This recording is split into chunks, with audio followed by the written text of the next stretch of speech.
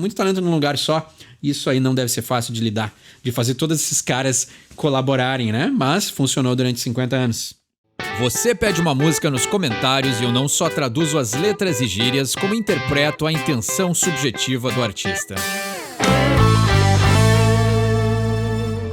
Sejam bem-vindos ao vídeo que eu não gostaria de ter gravado, mas estamos aqui porque o Aerosmith encerrou a sua participação, provavelmente, né, em gravação de discos, mas também em turnês. Então a turnê de despedida do Aerosmith não teve a chance de passar pelo Brasil, porque eles acabaram encerrando suas atividades devido a um problema nas cordas vocais irreparável em Steven Tyler, mas eles não devem nada pra ninguém. Aerosmith é uma das melhores bandas de hard rock da história, tanto a sua fase setentista como a oitentista e também nos anos 90 eu gosto bastante, então não é uma banda que eu critique muito.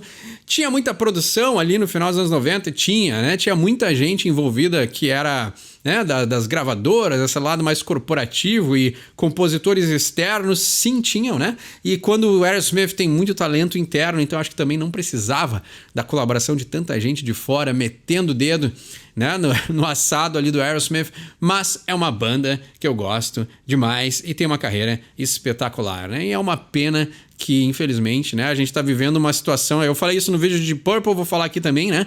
A gente tá vivendo um momento na história que a gente nunca chegou antes, né? Que é as bandas de rock clássico estão envelhecendo, né? Então, os nossos artistas favoritos já estão subindo no palco aí com 70, 80 anos de idade, né? Pegar os Rolling Stones, os caras beirando, se não, já não passaram dos 80 anos. Então, a gente tá num território novo para bandas e acaba acontecendo isso, que é essa reflexão e essa validação da condição humana. As cordas vocais não funcionam mais, né? E ao contrário do Axl Rose, que não entendeu o recado que as suas cordas vocais não funcionam mais, o Steven Tyler ainda, né, assim como o Bruce Dickinson, são pessoas que tinham a sua voz muito bem conservada, né? E os gritos do Steven Tyler são absolutamente absurdos, assim, né? A quantidade e o alcance que ele tinha de conseguir ir de notas graves a agudas, e ele ainda mantinha muito dessa textura vocal em plena forma, né? Claro que ele envelheceu, mas dos cantores que utilizavam sua voz como ele foi um dos poucos que durou muito tempo. Então é impressionante e é como eu falei, eles não devem nada a ninguém, mais do que a missão mais do que cumprida, trouxeram alegria aí para os fãs durante décadas, né? 50 anos de história fazendo música boa, então eles não devem nada para ninguém, né? Mas na minha lista de artistas que eu gostaria de assistir tava o Aerosmith e eu tava esperando que eles viessem ao Brasil, mas infelizmente isso não vai acontecer. Mas, né, fico o outro lado.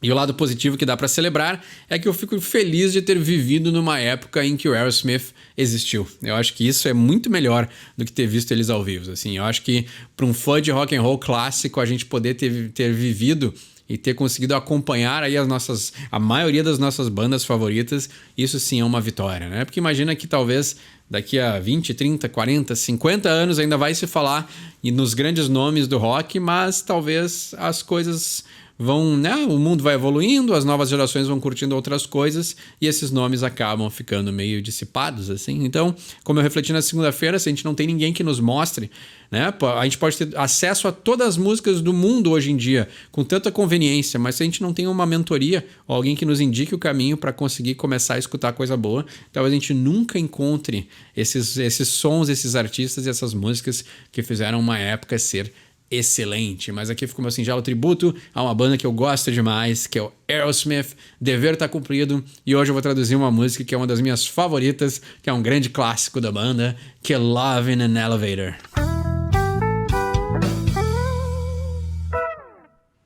Como sempre, a gente começa pelo nome da música, e Love in an Elevator é literalmente o amor no elevador. Então, né, em um elevador. Mas essa história aí, baseada em fatos reais, né, o Steven Tyler aí andou se engraçando com uma moça, né, indo de um andar para o outro, né? Recentemente, aí, quando ele era juiz do American Idol, ele não quis ser cancelado e aí ele disse que ele fantasiou sobre essa história, mas Aerosmith, nos anos 90, no auge da fama, em que a gravadora estava pagando para eles fazerem o que quisessem, né? Cheio de fãs enlouquecidas atrás do senhor Steven Tyler, tu acha realmente que ele ia recusar de andar de elevador com uma moça que estava querendo? Duvido muito, né? Mas esse é o sinal dos tempos que a gente vive. Melhor, pior, não sou eu que vou jogar, mas ficou uma boa história de rock and roll para ser contada. E essa música também é do clássico e excelente Pump, que tem um documentário fenomenal no YouTube. É só procurar que tem ali o Making of Pump. E é muito legal porque mostra a criação. Eles têm gravado ao vivo quando Steven Tyler criou Janis Got a Gun, outro clássico desse disco. E aí também mostra o outro lado da fama, né? Que nos anos 90 a gente também não percebia, não parava pra pensar sobre isso. Quando o representante da gravadora vai no estúdio e escuta Janis Got a Gun pela primeira vez, tu consegue ver que ele tá salivando ali, ele assim, isso vai ser um hit, vamos ganhar muito dinheiro com isso. Não tem nada de errado de usar o seu talento pra ganhar dinheiro, mas a gente vê como tinha essa face, né? Porque tem uma história que eu já contei quando a gente traduziu Jaded, né? Que o Just Push Play ia ser recusado pela gravadora e o Aerosmith ia ter o seu contrato cancelado até que ele escreveu Jaded. E aí a gravadora pensou novamente, essa música é boa e a gente pode ganhar muito dinheiro com isso. Então, vamos lá traduzir o nome desse som, né? O som inteiro, onde ele diz, né, na introdução da música, Second Floor Hardware, Children's Wear, Ladies Lingerie, Good Morning Mr. Tyler, Going Down, né? Então aqui a gente já inicia a música com uma frasezinha, né? No clipe não tem essa parte, mas no clipe tem, no clipe estendido, né? Mas tinha uma versão pra rádio que não tinha essa parte. Algumas versões era cortada essa introdução, mas é uma pessoa anunciando, né? Lembram, eu não sei se ainda existe isso, mas uma profissão que existia há muitos anos atrás, principalmente nos anos 90, era o ascensorista, uma pessoa que ficava dentro do elevador, que apertava os botões para quem chegava. Então, imagine um mundo onde você não precisava apertar o botão do elevador quando você entrava nele. Esse era os anos 90. E aí, os telefones ainda tinham fios e os elevadores não tinham botões. Ou pelo menos as pessoas não precisavam apertar os botões do elevador. Mas aqui é assim, essa pessoa que anunciaria, né, talvez para prédios grandes e mais corporativos, essa pessoa anuncia o que tem nos andares, né? Então, o segundo andar, hardware, que geralmente são ferramentas, children's wear, então roupas de criança, ladies lingerie, então, né, lingerie de moças, de mulheres, né? E aí a assessorista diz com a sua voz maliciosa, Good morning, Mr. Tyler, going down. Então, bom dia, Sr. Tyler. Você está indo para baixo, né? E aqui a gente já começa a música com duplo sentido, né? Porque ir para baixo é o ato de se ajoelhar para fazer, né, uma proposta sexual. Então, ele começa a música, né? E claro, o excelente riff de guitarra, né? Então, essa música é um clássico, é um bom exemplo para começar a ouvir Aerosmith, porque ela tem todos os pré-requisitos que fazem as músicas dele serem muito boas. Tem reverência, tem duplo sentido, tem uma voz espetacular, tem um refrão que fica na cabeça e tem um excelente riff de guitarra. E como eu já falei várias vezes, Joe Perry é um guitarrista muito subestimado. Eu acho que ele é um guitar hero e ele deveria estar incluído em qualquer papo quando se fala nos grandes guitarristas. Ele pode não ser o mais rápido, ele pode não ser o cara que tem o maior estilo do mundo, mas as referências que ele faz, principalmente nos anos 50, são extremamente de alto bom gosto. Assim, ele é um grande guitarrista que ninguém parece prestar atenção.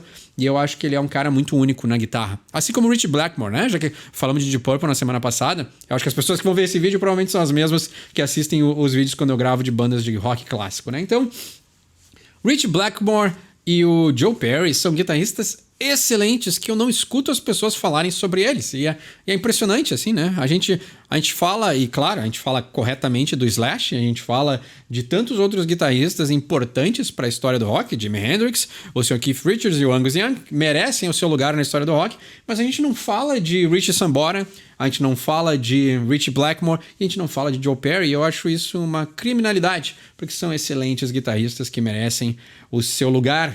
Então, no verso 1 ele diz Working like a dog for the boss man, working for the company, né? Então eu estou trabalhando que nem um cachorro para o chefe e eu estou trabalhando para a companhia, né? Pode ser uma analogia, não acho que Aerosmith seja tão profundo assim, mas pode ser uma analogia de trabalhar para uma grande gravadora, né? Tem os mesmos problemas, né? Claro que os benefícios são muito maiores, assim como essa proposta do elevador, mas, né, tem também muitos problemas de se ter um contrato com uma grande gravadora, principalmente nos anos 90. Betting on the dice I'm tossing, I'm gonna have a fantasy. Então eu estou apostando nos dados que eu jogo, né? Então o Steven Tyler confiando no seu taco, I'm gonna have a fantasy. Então eu vou ter uma fantasia, ou seja, vai realizar o seu fetiche de ter aí, né? Não é uma relação sexual, mas é parte, né? A gente sabe o que aconteceu no elevador, né? Até porque eu já expliquei no início da música, né? Então, mas eu não sei como traduzir de um jeito que não possa ser explícito, mas já deu pra entender, né? Então, but where I'm gonna look, they tell me that love is blind. Então, onde eu vou olhar? Eles me dizem que o amor é cego. I really need a girl like an open book to read between the lines. Steven Tyler sempre, né, com o seu jeito malicioso de escrever. Esse cara tem a manha da poesia, né? Então, onde que eu vou procurar? Porque me dizem que o amor é cego. Eu realmente preciso de uma garota que seja como um livro aberto para poder ler entre as linhas, né? E ler entre as linhas é entender a malícia, né? O que está subentendido, é isso que significa essa expressão, né? Então, ele quer que ela se abra como um livro para ler entre as linhas, né? Então, alguém que tenha malícia e que, né, demonstre a malícia, demonstre a sua intenção do jeito que o Steven Tyler possa captar. E aí ele diz Love in an Elevator, né? Destaque para as grandes e excelentes harmonias. Steven Tyler ele faz harmonia para ele mesmo, de tão bom que ele é, né? Mas é impressionante, assim, as harmonias dele são fantásticas, assim, e é uma coisa que a gente não, às vezes, não sei se está subentendido também, mas é algo que é extremamente eficaz, né? O cara manja, né? Diz que ele é baterista, então grande parte das baterias da banda também é o Steven Tyler que ajuda a criar.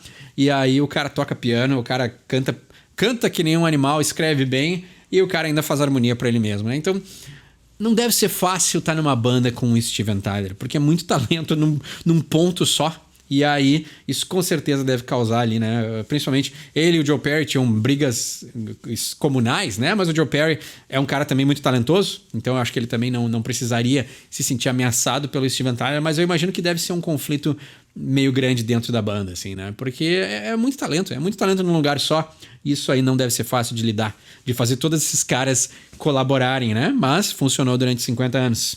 E aí ele diz Love in an Elevator, né? Então amor no elevador, em um elevador. Living it up when I'm going down, né? Que clássico trocadilho, né? Living it up, ou seja, o up que é o pra cima, né? E living it up é curtindo a vida, curtindo ao máximo.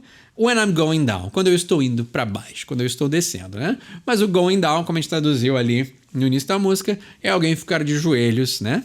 Ou talvez até o Steven Tyler ficar de joelhos na moça do elevador, né? Então, podem escolher a posição que quiserem, mas aconteceu alguma coisa nesse elevador. Ele diz loving an elevator, loving it up until I hit the ground. Então, amor num elevador, eu estou amando, né? Living it up é vivendo, loving it up é amando ao máximo. Until I hit the ground. Então, até chegar ao chão, né? Então, aqui também outro duplo sentido, que ele pode chegar ao chão de cansaço, né? De estar aí satisfeito, mas também chegar ao chão porque o elevador chegou ao seu destino, né? E imagina tu abrir a porta do elevador e ter um Steven Tyler peladão ali com a moça curtindo a vida doidado, né? Então, ele diz no verso 2, shagging in the elevator, lingerie second floor. She say, can I see you later and love you just a little more. Então, né? Rimas clássicas, padrões, mas funcionam muito bem, né? Quem disse que hard rock precisa ser profundo, né? Ou complexo? Mas, mesmo nessa aparente simplicidade, o Steven Tyler manda muito bem, né? Então ele tá dizendo shagging in the elevator. Aí aqui ele já desmente o que a gente pensou antes, né? O going down é simplesmente a ideia de fazer um ato oral, mas shagging é uma gíria bem setentista para transar, né? Então eles estavam transando no elevador. Então, foi cumprida essa viagem, né? Deve ser até me engasguei, deve ser um prédio muito alto, né? Para dar tempo de fazer tudo isso, né? Então, então, transando no elevador, lingerie second floor, né? Então tem lingerie no segundo andar. She said, can I see you later and love you just a little more? Então ela disse, será que eu posso te ver mais tarde e te amar um pouquinho mais? I kinda hope we get stuck, nobody gets out alive. Então eu espero que a gente fique preso no elevador e ninguém vai sair vivo. She said, I'll show you how to fax in the mail room, honey, and have you home by 5. Então eu vou te mostrar como mandar um fax na sala do correio, docinho, né? Honey, docinho, né? Então um apelido carinhoso. And have you home by 5. E fazer com que você chegue em casa às 5, né? Então aí o 9 to 5, né? Das 9 às 5, jornada de trabalho aí de um escritório americano. Mas ela está dizendo, né? Eu vou te mostrar como mandar um fax na sala do correio, né? Então, grandes prédios corporativos, né? Isso é uma coisa muito comum na América do Norte, tinham salas do correio. Então, tinha por sinal, geralmente, né? Aquelas clássicas histórias de sucesso, a pessoa começa no mundo corporativo pela mailroom, que é a sala do correio, que é a pessoa que vai, né? Tem vários filmes que mostram isso. A pessoa vai com um carrinho de cubículo em cubículo distribuindo cartas que as pessoas receberam, né? Então, a pessoa acaba conhecendo as pessoas do prédio inteiro e essa pessoa tem que fazer essa rotina, essa jornada de ir de andar em andar distribuindo cartas, né? Então, mostrar como faz, e a sala do correio também, ela fica já mais escondida, né? Então, mostrar como envia um fax na sala do correio é uma gíria para se encontrar mais tarde, mas mesmo assim, fazendo tudo isso, ele vai chegar em casa às 5 da tarde, né? Vai chegar até mais cedo, né? Porque eles saem do trabalho às 5, né? Então, ele não chegaria em casa às 5. Mas, né? Tudo gírias e duplo sentido para que eles vão praticar atos um pouquinho mais, né? E a ideia é de também, né? Duas coisas que não se usa mais, né? Fax e sala do correio, né? Então não existe duas profissões que já são desnecessárias no mundo atual, né? Eu imagino que ninguém mande fax ainda nos dias de hoje e provavelmente sala do correio é tudo eletrônico, né? Então talvez ainda exista essa função, mas não tem uma pessoa que ande pelo prédio, talvez distribuindo correspondências, né? E ele repete várias vezes o refrão que a gente traduziu, né? E aí ele diz no ar, in the air, honey, one more time now, it ain't fair, né? Então no ar, docinho, mais uma vez agora, não é justo, né? Então o Steven Tyler aí querendo, né? Talvez ele curtiu esse fetiche de transar no elevador. E aí no verso 3 a gente tem até repete bastante vezes o refrão, né? Claro, clássico hit, né? Então essa é a fórmula clássica de se escrever uma música, é repetir várias vezes o refrão, ainda mais quando ele é tão bom como esse, né? Mas aí no verso 13 ele diz: Gonna be a penthouse pauper, gonna be a millionaire. Então eu vou ser aí, né, um paupérrimo que tem uma cobertura, né? E aqui remete a uma letra do Creedence Clearwater Revival, né? Penthouse Pauper. Steven Tyler aí cresceu no final dos anos 60, 70, então ele também podia ter o Creedence como uma influência, né? Mas o Penthouse Pauper é a ideia de... Aqui é bem mais profundo do que parece, né? O pauper é a pessoa que é paupérrimo, ou seja, a pessoa que é pobre, né? Não tem muitas condições, mas tem uma cobertura. Ou seja, ele não se encaixa nessa vida, né? Que é o mesmo tema da música do Creedence Clearwater, né? Que é essa ideia de que ele chegou e atingiu a fama, ele tem grana para ter uma cobertura, mas ao mesmo tempo a sua mentalidade e a sua cultura é de alguém que cresceu sem dinheiro. Então ele se sente meio deslocado de viver nesse mundo de milhões e acesso e luxo, ao mesmo tempo que ele cresceu, né? Veio da pobreza ou veio de condições mais precárias. E ele diz, gonna be a millionaire. Então eu vou ser um milionário, né? Então, a mistura das duas coisas que a gente acabou de falar. I'm gonna be a real fast talker and have me a love affair. Então eu vou ser alguém que fala rápido demais, né? A ideia de alguém que é bom de papo. And have me a love affair. E vou ter um caso romântico, né? Gonna get my timing right. It's a test that I got to pass. I'll chase you all the way to the stairway, honey. Kiss your sassafras. Então, gonna get my timing right, né? Então eu vou acertar o meu tempo, né? O tempo de fazer as coisas. It's a test that I got to pass. É um teste que eu tenho que passar.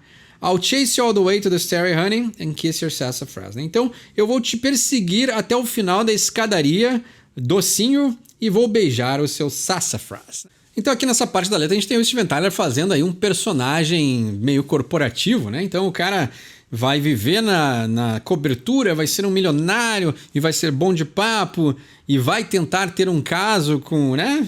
Porque toda essa história se passa num escritório corporativo, num prédio de escritórios corporativos, então ele vai, assim como transa com a mulher no elevador, vai para a sala do correio e depois vai procurar a mulher na escada, então, né?